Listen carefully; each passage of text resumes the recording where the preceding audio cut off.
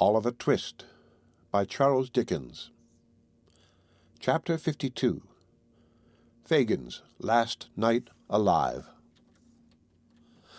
The court was paved from floor to roof with human faces. Inquisitive and eager eyes peered from every inch of space. From the rail before the dock, away into the sharpest angle of the smallest corner in the galleries, all looks were fixed upon one man, Fagin.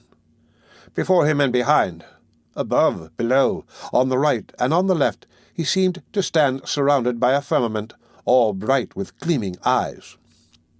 He stood there, in all this glare of living light, with one hand resting on the wooden slab before him, the other held to his ear, and his head thrust forward to enable him to catch with greater distinctness every word that fell from the presiding judge, who was delivering his charge to the jury. At times he turned his eyes sharply upon them, to observe the effect of the slightest featherweight in his favour, and when the points against him were stated with terrible distinctness, looked towards his counsel in mute appeal that he would, even then, urge something in his behalf. Beyond these manifestations of anxiety, he stirred not hand or foot. He had scarcely moved since the trial began, and now that the judge ceased to speak, he still remained in the same strained attitude of close attention, with his gaze bent on him as though he listened still. A slight bustle in the court recalled him to himself. Looking round, he saw that the jurymen had turned together to consider their verdict. As his eyes wandered to the gallery, he could see the people rising above each other to see his face, some hastily applying their glasses to their eyes, and others whispering their neighbours with looks expressive of abhorrence. A few there were who seemed unmindful of him and looked only to the jury, in impatient wonder how they could delay. But in no one face, not even among the women, of whom there were many there, could he read the faintest sympathy with himself, or any feeling but one of all-absorbing interest that he should be condemned. As he saw all this in one bewildered glance, the death-like stillness came again, and looking back, he saw that the jurymen had turned towards the judge. Hush! They only sought permission to retire. He looked wistfully into their faces one by one when they passed out, as though to see which way the greater number leant. But that was fruitless. The jailer touched him on the shoulder. He followed mechanically to the end of the dock, and sat down on a chair. The man pointed it out, or he would not have seen it. He looked up into the gallery again.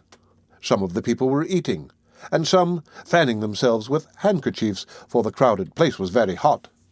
There was one young man sketching his face in a little notebook. He wondered whether it was like, and looked on when the artist broke his pencil point and made another with his knife, as any idle spectator might have done.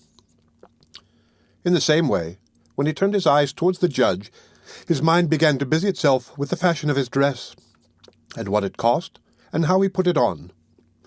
There was an old fat gentleman on the bench, too, who had gone out some half an hour before, and now came back. He wondered within himself whether this man had been to get his dinner, what he had had, and where he had had it, and pursued this train of careless thought until some new object caught his eye and roused another. Not that all this time his mind was for an instant free from one oppressive, overwhelming sense of the grave that opened at his feet. It was ever present to him, but in a vague and general way, and he could not fix his thoughts upon it. Thus, even while he trembled, and turned burning hot at the idea of speedy death, he fell to counting the iron spikes before him, and wondered how the head of one had been broken off, and whether they would mend it, or leave it as it was. Then he thought of all the horrors of the gallows, and the scaffold, and stopped to watch a man sprinkling the floor to cool it, and then went on to think again. At length there was a cry of silence and a breathless look from all towards the door. The jury returned, and passed him close. He could glean nothing from their faces. They might as well have been of stone. Perfect stillness ensued. Not a rustle. Not a breath. Guilty. The building rang with a tremendous shout, and another, and then it echoed loud groans that gathered strength as they swelled out like angry thunder. It was a peal of joy from the populace outside, greeting the news that he would die on Monday. The noise subsided, and he was asked if he had anything to say why sentence of death should not be passed upon him. He had resumed his listening attitude, and looked intently at his questioner while the demand was made. But it was twice repeated before he seemed to hear it, and then he only muttered that he was an old man. An old man, and so, dropping into a whisper, was silent again. The judge assumed the black cap, and the prisoner still stood with the same air and gesture. A woman in the gallery uttered some exclamation, called forth by this dread solemnity. He looked hastily up, as if angry at the interruption, and bent forward yet more attentively. The address was solemn and impressive, the sentence fearful to hear. But he stood, like a marble figure, without the motion of a nerve. His haggard face was still thrust forward, his underjaw hanging down, and his eyes staring out before him, when the jailer put his hand upon his arm and beckoned him away. He gazed stupidly about him for an instant, and obeyed. They led him through a paved room under the court, where some prisoners were waiting till their turns came, and others were talking to their friends, who crowded round a grate which looked into the open yard. There was nobody there to speak to him. But, as he passed, the prisoners fell back to render him more visible to the people who were clinging to the bars, and they assailed him with opprobrious names, and screeched and hissed. He shook his fist, and would have spat upon them, but his conductors hurried him on through a gloomy passage lighted by a few dim lamps into the interior of the prison. Here he was searched, that he might not have about him the means of anticipating the law. This ceremony performed, they led him to one of the condemned cells, and left him there, alone. He sat down on a stone bench opposite the door, which served for seat and bedstead, and casting his bloodshot eyes upon the ground, tried to collect his thoughts. After a while he began to remember a few disjointed fragments of what the judge had said, though it had seemed to him at the time that he could not hear a word. These gradually fell into their proper places, and by degrees suggested more, so that in a little time he had the whole, almost as it was delivered. To be hanged by the neck till he was dead. That was the end. To be hanged by the neck till he was dead. And it came on very dark. He began to think of all the men he had known who had died upon the scaffold, some of them through his means. They rose up in such quick succession that he could hardly count them. He had seen some of them die, and had joked too because they died with prayers upon their lips. With what a rattling noise the drop went down, and how suddenly they changed from strong and vigorous men to dangling heaps of clothes. Some of them might have inhabited that very cell, sat upon that very spot. It was very dark. Why didn't they bring a light? The cell had been built for many years. Scores of men must have passed their last hours there. It was like sitting in a vault strewn with dead bodies, the cap, the noose, the pinioned arms, the faces that he knew, even beneath that hideous veil. Light! Light! At length, when his hands were raw with beating against the heavy doors and walls, 2 men appeared, one bearing a candle, which he thrust into an iron candlestick fixed against the wall, the other dragging in a mattress on which to pass the night, for the prisoner was to be left alone no more. Then came the night. Dark, dismal, silent night. Other watchers are glad to hear this church clock strike, for they tell of life and coming day. To him they brought despair. The boom of every iron bell came laden with the one deep, hollow sound, death. What availed the noise and bustle of cheerful morning, which penetrated even there to him? It was another form of knell, with mockery added to the warning. The day passed off. Day? There was no day. It was gone as soon as it came, and night came on again, night so long and yet so short, long in its dreadful silence and short in its fleeting hours. At one time he raved and blasphemed, and at another howled and tore his hair. Venerable men of his own persuasion had come to pray beside him, but he had driven them away with curses. They renewed their charitable efforts, and he beat them off. Saturday night. He had only one night more to live, And as he thought of this, the day broke. Sunday. It was not until the night of this last awful day that a withering sense of his helpless, desperate state came in its full intensity upon his blighted soul. Not that he had ever held any defined or positive hope of mercy, but that he had never been able to consider more than the dim probability of dying so soon. He had spoken little to either of the two men, who relieved each other in their attendance upon him, and they, for their parts, made no effort to rouse his attention. He had sat there, awake, but dreaming. Now he started up every minute, and with gasping mouth and burning skin, hurried to and fro in such a paroxysm of fear and wrath that even they, used to such sights, recoiled from him with horror. He grew so terrible at last in all the tortures of his evil conscience that one man could not bear to sit there eyeing him alone, and so the two kept watch together. He cowered down upon his stone bed and thought of the past. He had been wounded with some missiles from the crowd on the day of his capture, and his head was bandaged with a linen cloth. His red hair hung down upon his bloodless face. His beard was torn and twisted into knots. His eyes shone with a terrible light. His unwashed flesh crackled with the fever that burnt him up. 8, 9, 10. If it was not a trick to frighten him, and those were the real hours treading on each other's heels, where would he be when they came round again? 11. Another struck before the voice of the previous hour had ceased to vibrate. At 8, he would be the only mourner in his own funeral train. At 11.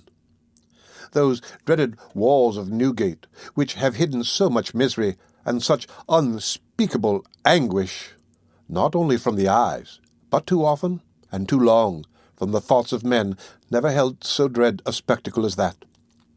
The few who lingered as they passed and wondered what the man was doing who was to be hanged tomorrow would have slept but ill that night if they could have seen him.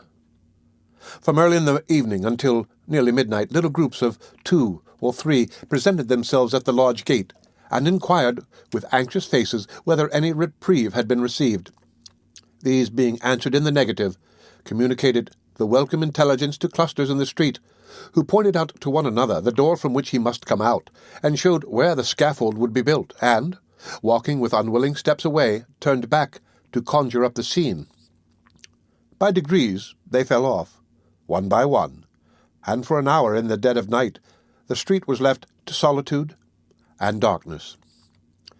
The space before the prison was cleared, and a few strong barriers, painted black, had been already thrown across the road to break the pressure of the expected crowd, when Mr. Brownlow and Oliver appeared at the wicket, and presented an order of admission to the prisoner signed by one of the sheriffs.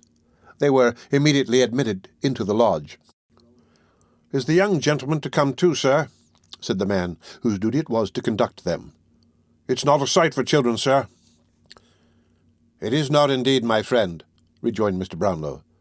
"But my business with this man is intimately connected with him, and, as this child has seen him in the full career of his success and villainy, I think it as well, even at the cost of some pain and fear, that he should see him now." These few words had been set apart so as to be inaudible to Oliver. The man touched his hat, and glancing at Oliver with some curiosity, opened another gate opposite to that by which they had entered, and led them on, through dark and winding ways, towards the cells. "This," said the man, stopping in a gloomy passage where a couple of workmen were making some preparations in profound silence, "this is the place he passes through. If you step this way, you can see the door he goes out at." He led them into a stone kitchen, fitted with coppers for dressing the prison food, and pointed to a door. There was an open grating above it, through which came the sound of men's voices, mingled with the noise of hammering and the throwing down of boards. They were putting up the scaffold.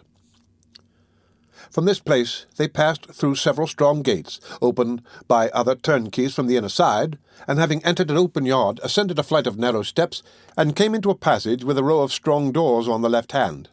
Motioning them to remain where they were, the turnkey knocked at one of these with his bunch of keys. The two attendants, after a little whispering, came out into the passage, stretching themselves as if glad of the temporary relief, and motioned the visitors to follow the jailer into the cell. They did so. The condemned criminal was seated on his bed, rocking himself from side to side, with a countenance more like that of a snared beast than the face of a man. His mind was evidently wandering to his old life, for he continued to mutter without appearing conscious of their presence, otherwise than as a part of his vision. "Good boy, Charlie. Well done," he mumbled. "Oliver, too. Oh, Oliver, too. Quite the gentleman now. Quite the... Take that boy away to bed." The jailer took the disengaged hand of Oliver, and, whispering not to be alarmed, looked on without speaking. "Take him away to bed," cried Fagin. "Do you hear me, some of you? He has been somehow, the cause of all this. It's worth the money to bring him up to it. Bolter's throat. Bill, never mind the girl. Bolter's throat, as deep as you can cut. Saw his head off." "Fagin," said the jailer. "That's me," cried the Jew, falling instantly into the attitude of listening he had assumed upon his trial. "An old man, my lord, a very old man." "Here," said the turnkey, laying his hand upon his breast to keep him down. "Here somebody wants to see you, to ask you some questions, I suppose. Fagin. Fagin, are you a man?" "Oh, I shan't be one long," he replied, looking up with a face retaining no human expression but rage and terror. "Strike them all dead. What right have they to butcher me?" As he spoke, he caught sight of Oliver and Mr. Brownlow. Shrinking to the furthest corner of the seat, he demanded to know what they wanted there. "Steady," said the turnkey, still holding him down. "Now, sir, tell him what you want, quick if you please, for he grows worse as the time gets on." "You have some papers," said Mr. Brownlow, advancing, "which were placed in your hands for better security by a man called Monks." "It's all a lie together," replied Fagin. "I haven't one. Not one." "For the love of God," said Mr. Brownlow solemnly, "do not say that now upon the very verge of death, but tell me where they are. You know that Sykes is dead, that Monks has confessed, that there is no hope of any further gain. Where are those papers?" "Oliver," cried Fagin, beckoning to him. "Here. Here. Let me whisper to you." "I'm not afraid," said Oliver in a low voice, as he relinquished Mr. Brownlow's hand. "The papers," said Fagin, drawing Oliver towards him, "are in a canvas bag, in a hole a little way up the chimney in the top front room. I want to talk to you, my dear. I want to talk to you." "Yes, yes," returned Oliver. "Let me say a prayer, do. Let me say one prayer. Say only one. Upon your knees with me, and we will talk till morning." "Outside, outside," replied Fagin, pushing the boy before him towards the door, and looking vacantly over his head. "Say I've gone to sleep. They'll believe you. You can get me out if you take me so. Now then, now then." "Oh, God, forgive this wretched man," cried the boy, with a burst of tears. "That's right, that's right," said Fagin. "That'll help us on. This door first. If I shake and tremble as we pass the gallows, don't you mind, but hurry on now. Now. "Have you nothing else to ask him, sir?" inquired the turnkey. "No other question," replied Mr. Brownlow. "If I hoped we could recall him to a sense of his position." "Nothing will do that, sir," replied the man, shaking his head. "You had better leave him." The door of the cell opened, and the attendants returned. "Press on! Press on!" cried Fagin. "Softly, but not so slow. Faster! Faster!" The men laid hands upon him, and, disengaging Oliver from his grasp, held him back. He struggled with the power of desperation for an instant, and then sent up cry upon cry that penetrated even those massive walls and rang in their ears until they reached the open yard. It was some time before they left the prison. Oliver nearly swooned after this frightful scene, and was so weak that for an hour or more he had not the strength to walk. Day was dawning when they again emerged. A great multitude had already assembled. The windows were filled with people smoking and playing cards to beguile the time. The crowd were pushing, quarrelling, joking. Everything told of life and animation, but one dark cluster of objects in the center of all.